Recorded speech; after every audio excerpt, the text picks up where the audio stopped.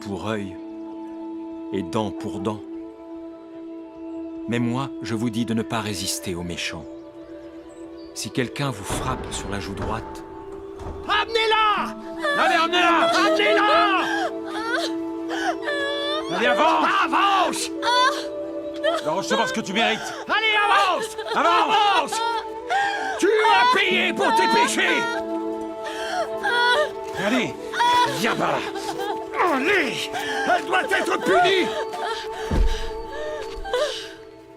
Maître, cette femme a été surprise en flagrant délit d'adultère. Moïse, dans la loi, nous a ordonné de lapider de telles femmes. Toi, donc, qu'en dis-tu?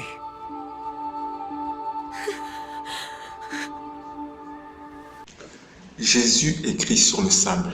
La loi de Moïse est écrite sur la pierre. Mais quand toi-même ou les hommes viennent te condamner, Jésus est sur le sable et cela ne laisse aucune trace. Sur le sable, cela peut être effacé. Sur le sable, cela peut être oublié. Sur le sable, elle ne laisse aucune trace. La leçon à tirer, c'est que tes fautes sont écrites par Dieu sur le sable. Elles peuvent être oubliées, elles peuvent être effacées et elles ne laisseront aucune trace. Jette la première pierre. Tous sont pécheurs. Les gens qui te disent que tu es mauvais ont eux aussi des péchés comme toi. Tous ont péché devant Dieu. Et tout péché est péché devant Dieu. Tu n'es pas le pire des pécheurs. Et même si tu l'étais, devant Dieu, tous les péchés sont pareils. Des vies ont été brisées à cause de simples paroles. Des gestes qui pour nous sont anodins, mais qui ont brisé la vie de certaines personnes. Qui peut dire qu'une action a des conséquences plus grandes qu'une autre? Cesse de croire en ce mensonge. Tu n'es pas le pire des pécheurs. Et même si tu l'étais, sache que tous hommes est pécheur. Et n'ont pas le droit de porter une condamnation quelconque sur toi, car lui aussi, il est pécheur. Où sont ceux qui te condamnent? Aujourd'hui, tu es face à Jésus. Quelles que soient les choses dont les hommes t'ont condamné, comme Jésus est là, maintenant, devant toi, ils ne peuvent rien contre toi. Le problème aujourd'hui n'est pas le nombre de condamnations que les hommes portent contre toi, mais ce qui est important, c'est ton attitude devant Jésus et devant Dieu. Ce qui peut décider de ta destinée, de la destinée, c'est Dieu. Celui qui peut décider de ta condamnation ou de ton acquittement, c'est Jésus et non les hommes.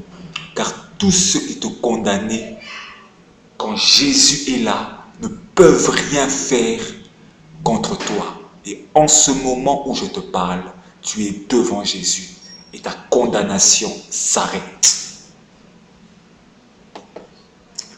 Quelqu'un t'a-t-il condamné? Quand Jésus est là, personne ne peut te condamner. Quand il est là, personne ne peut oser te condamner.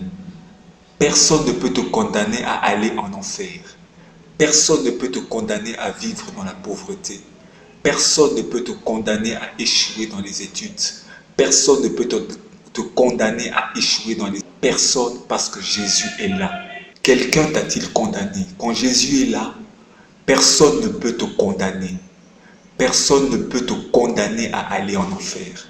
Personne ne peut te condamner à vivre dans la pauvreté. Personne ne peut te condamner à échouer dans les études. Personne ne peut te condamner à échouer dans les affaires. Personne, parce que Jésus est là. Quand Jésus est là, la condamnation cesse. Moi non plus, je ne te condamne pas.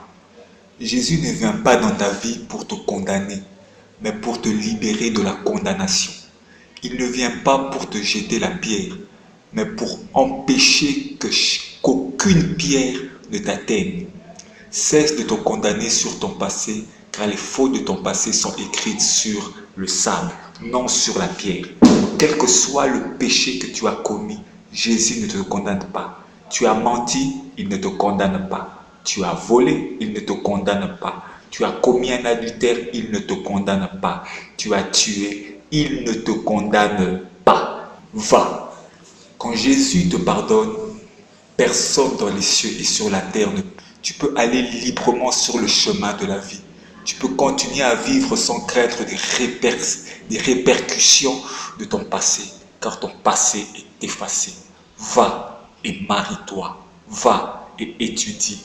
Va, élève ton enfant. Va, continue ton travail. Va et continue ta vie chrétienne, car Jésus ne t'a pas condamné et personne ne peut. Mais attention, ne pêche plus.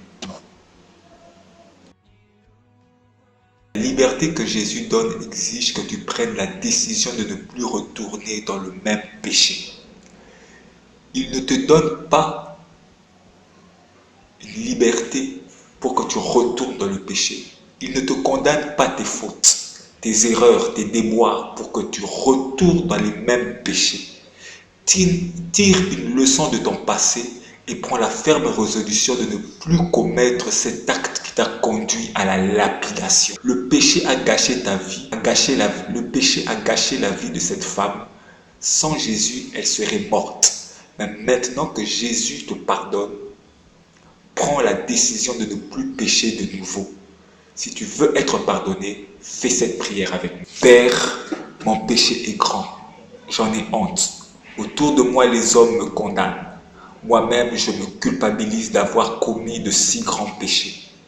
Et je viens devant toi, car devant toi, mon péché est écrit sur le sable. Efface-le. Ôte de ma vie la condamnation éternelle. Merci de me recevoir tel que je suis et de pardonner mon péché.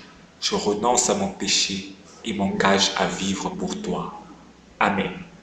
Si tu as fait cette prière, sache que tu es devenu enfant des dieux. Tu es libre de toutes les condamnations. Va